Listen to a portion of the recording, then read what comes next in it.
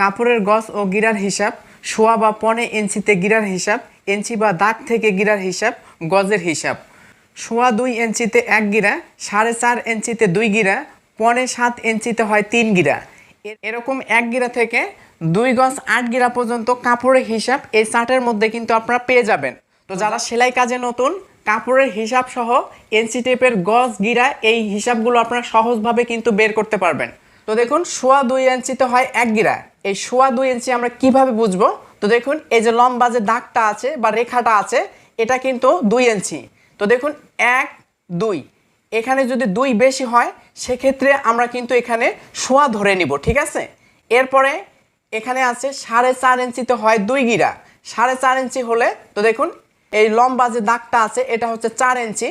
এরপরে 4.5 ইঞ্চি হচ্ছে এই যে লম্বা দাগটা, অথবা এখানে যদি 4 পয়েন্ট থাকে সেক্ষেত্রে এখানে কিন্তু